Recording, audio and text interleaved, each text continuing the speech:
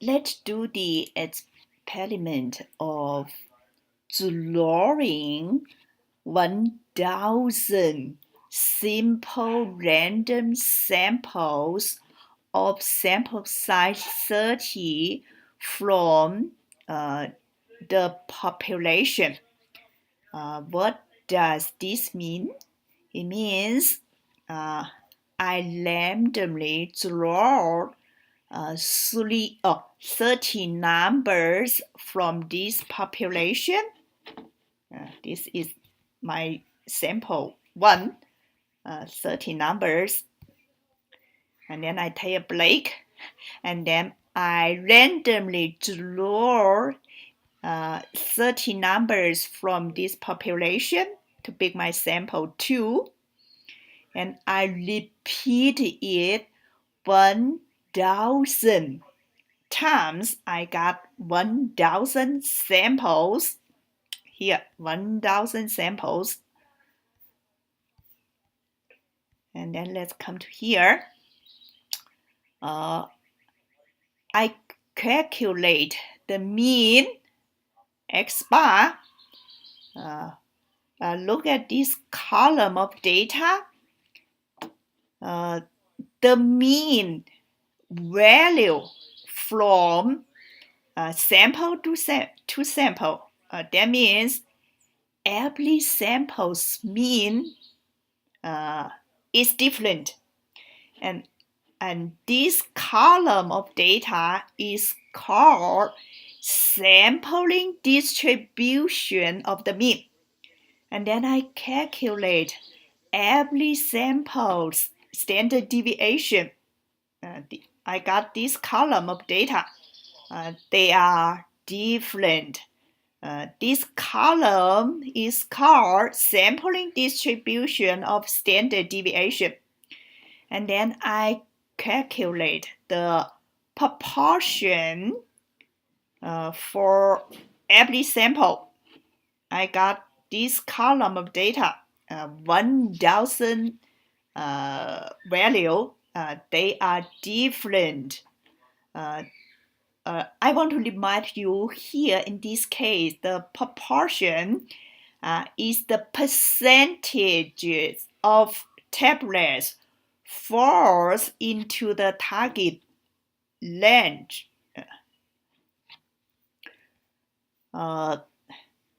Okay, we got these 3 columns of data.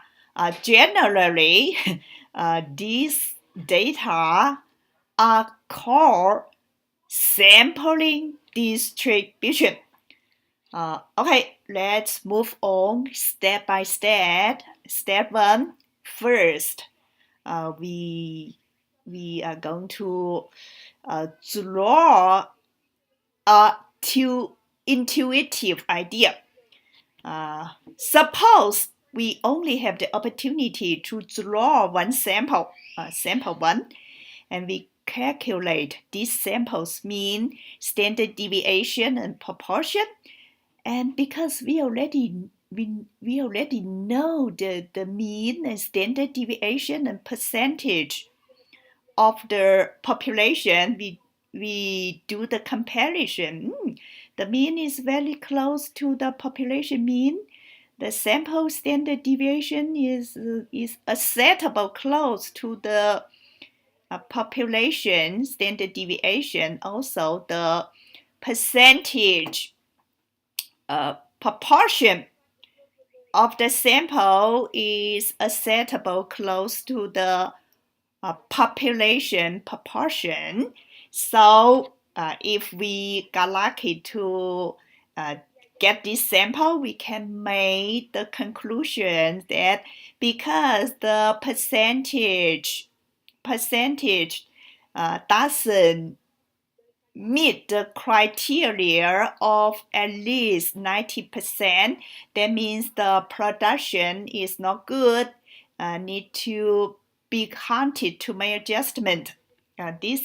We can make the same conclusion as we have the whole population data. Use a sample data to represent or to make prediction of the whole sample. This sample is a good sample. But if we got unlucky, we got this sample. Look at the percentage. Obviously, the percentage, the proportion meet the criteria. So we make conclusion that the production is both the mean and the proportion meet the two criteria. So the production is fine, keep running, but it is not. We know the true proportion is this one. So when we only draw a sample to represent the whole population or to predict the whole population, some issues occur. Let's move to the next step to dive deeper to develop tools to on how to address this kind of issue.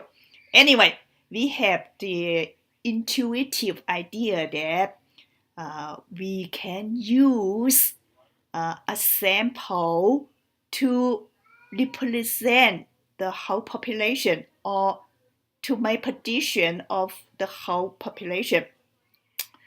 The step 2 is how confident we are for our prediction or conclusion. Let's visualize these three columns of data. Visualize these 3 columns of data. We got 3 histogram. They look different, but they look similar. They all have the bell shape. Let's focus on this one. Sampling distribution of the mean. We know the true mean is around 599, and the sampling distribution of the mean, the 599 is here in the center. So we got the intuitive idea about central limit theorem. That means the true is the center. Most of the data points concentrate around the true. Here is the sampling distribution of the proportion. We know the true proportion is around 85%. Look at here. The true is the center. Most of the data points concentrate around the true. The same as this histogram. So we got the broad idea of central limit theorem. This is the essence of the theorem. The true is the center. Let's move on. Step 3. We dive deeper. Let's focus on just these 2 columns of data, the mean and proportion. For this column of data, we calculate the mean, we calculate the standard deviation. The mean is called or is referred as sampling distribution of the mean. The standard deviation, this value is referred as standard deviation of sampling distribution of the mean. Anyway, you just forgot all about the terminologies. You just know these two values is calculated from this column of data. Let's do the comparison. This mean is almost equals to the population mean here. And also this percent, the proportion is almost equals to the population proportion. These two have no problem. But the standard deviation for this column is this value. The standard deviation of this column of data set is this value. They are far away from the standard deviation of the population. But do they have relationship? Yes, this is their relation. This value is calculate or evaluate from this formula. This value is calculated by this formula. These two values are the theoretical standard deviation. This is the standard deviation from 1,000 samples. Anyway, from these two, from the comparison of these two values, we conclude. We have two conclusions. These two conclusions can be summarized as central limit theorem for sample means.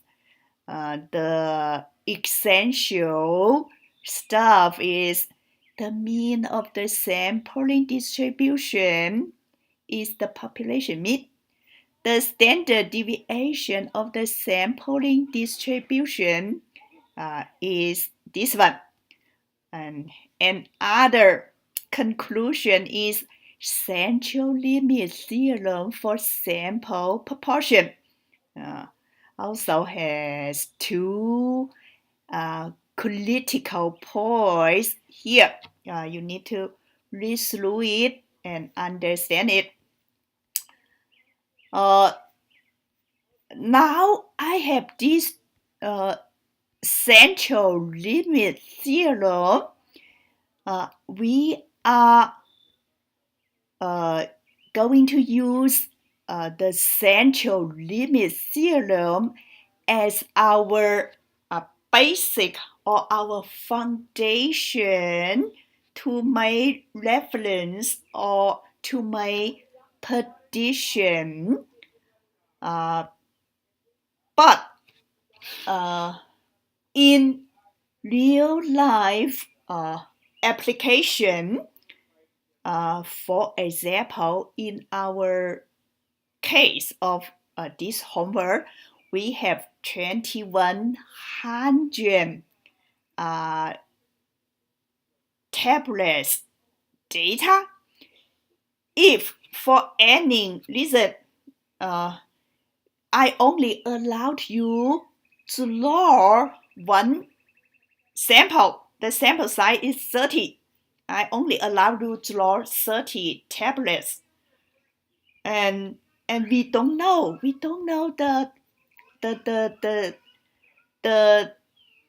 the population mean, and we don't know the population standard deviation sigma. How could we use this sample, these 30 numbers to make reference or to make prediction of the whole population. No, really. Let's look at these two. These two values are calculated by these two formulas. This value is just use these samples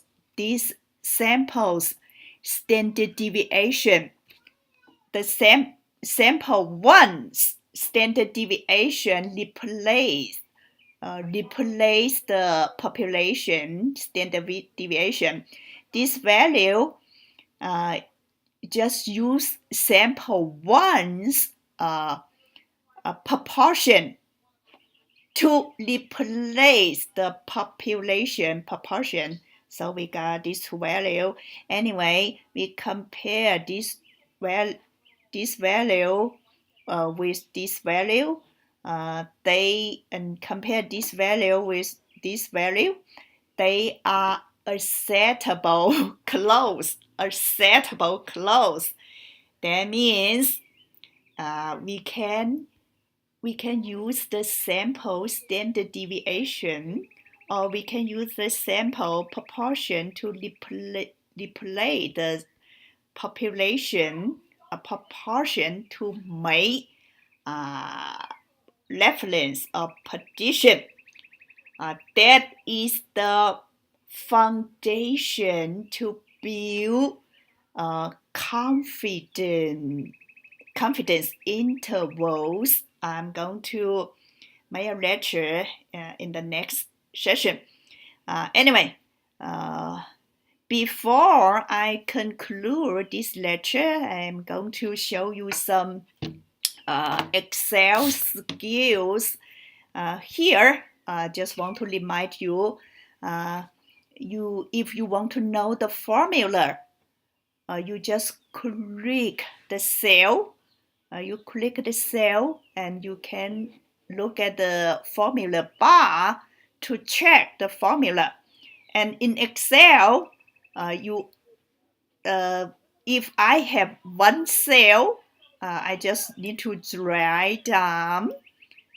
We got the other cells. So click the cell and look up for the formula. And here is a little bit complicated. This formula, how to randomly draw 30 number from the population. I use this formula. Click this cell. Pretty complicated. Use index formula, and this formula inside has random between and rows, a random between. You need to do your own research to know more about this formula. But anyway, I use this formula to randomly draw one data point from the population, and after I have one cell, one data point, I just need to drag over, and then I got 30 number. Then that is my sample 1. After I got sample 1, I just need to double click, and then I just got the whole 1,000 samples. Okay, amusing.